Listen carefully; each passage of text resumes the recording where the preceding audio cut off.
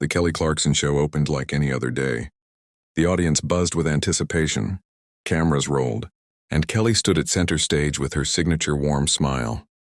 "Ladies and gentlemen, please welcome the incredibly talented Adam Lambert," she announced, her voice brimming with enthusiasm.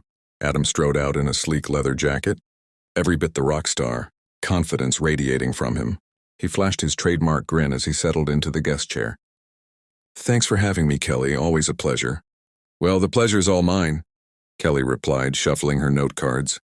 "I have to say, I'm such a fan of your work with Queen and everything you've been doing lately. You really know how to command a stage."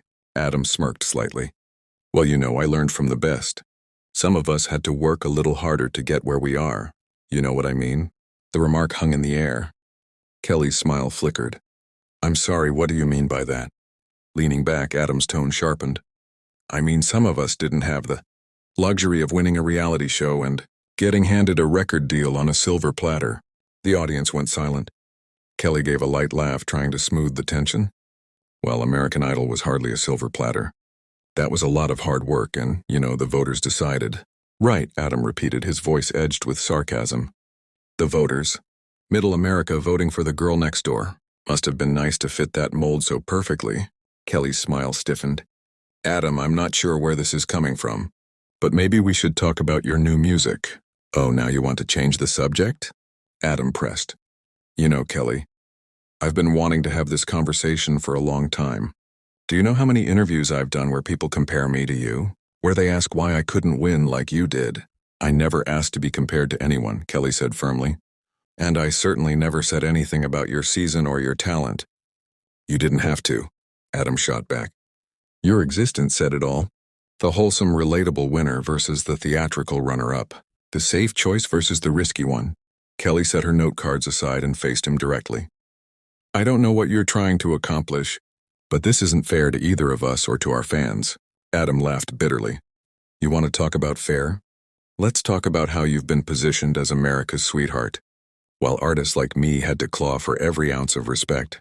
"Adam, I have nothing but respect for your artistry," Kelly warned, her voice tightening. "But I'm not going to sit here and be attacked for something I had no control over." "Control?" Adam leaned forward. "You had plenty. You could have used your platform to lift up artists who didn't look like you, who didn't sound like you. Instead, you played it safe, collected your checks, and stayed in your lane." Kelly's cheeks flushed. "That's not fair.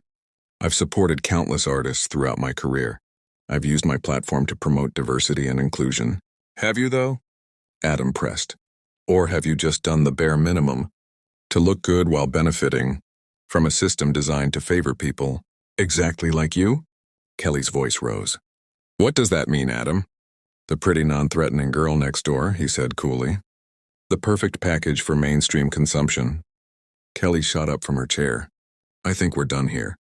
But Adam stayed seated, eyes locked on hers. "No, we're just getting started.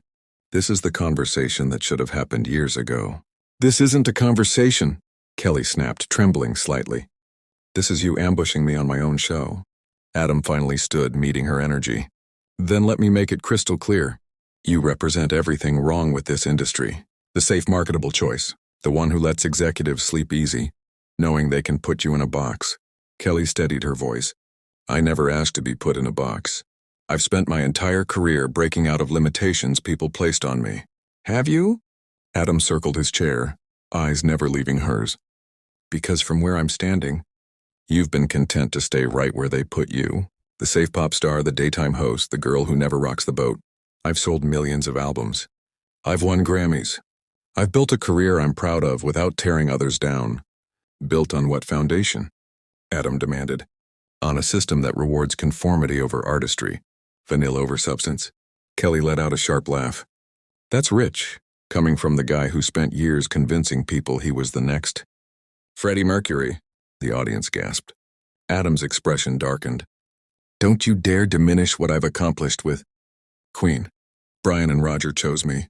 They saw something in me you clearly can't." "I never said you weren't talented," Kelly softened slightly. "But this whole attack is unfair and beneath you." "Beneath me?" Adam scoffed. "What's beneath me is sitting quietly, while people like you get praised for mediocrity, while true risk-takers get sidelined." Kelly's voice cracked with anger. I've been nothing but professional and respectful to you. And you come on my show to call my work mediocre? If the shoe fits. Tell me, Adam, Kelly fired back. When was the last time you did something that wasn't designed to prove you're different?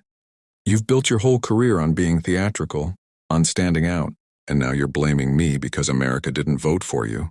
Adam's jaw clenched. Exactly. America didn't want me. Adam, you have a massive fan base, Kelly argued. You've toured with one of the greatest rock bands in history. You've had successful albums. How is that not what America wanted? Because I had to fight for every piece of it.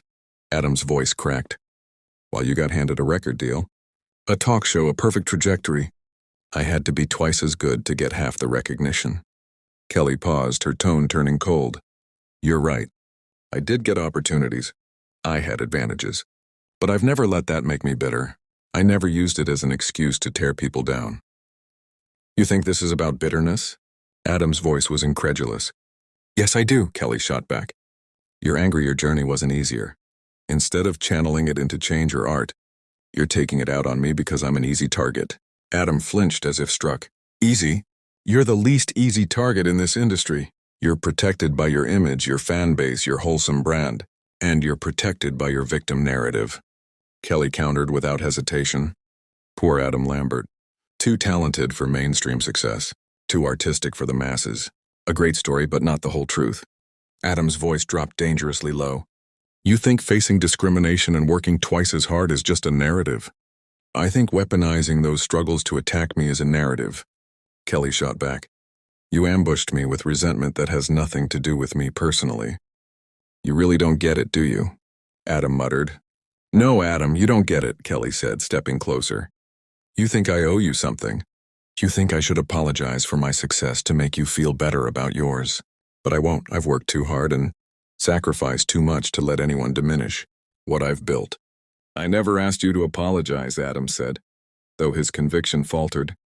Then what do you want from me? Kelly demanded. What was the point of this? Adam opened his mouth, then closed it, lost for words.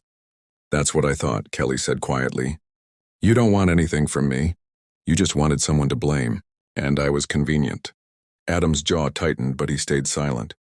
I'm sorry you faced challenges I didn't, Kelly continued. I'm sorry the industry isn't always fair, but I will not apologize for my success, and I will not be your scapegoat, and I will not let anyone diminish what I've accomplished, because whether you admit it or not, I've earned my place just like you earned yours. The studio was still, every eye glued to the stage. Finally, Adam spoke, his voice barely audible. You're right. Kelly blinked, caught off guard. You're right, he repeated louder. This isn't about you. It never was. And I'm sorry. Before she could respond, Adam turned toward the exit. His footsteps echoed as he crossed the silent studio. Adam, wait, Kelly called.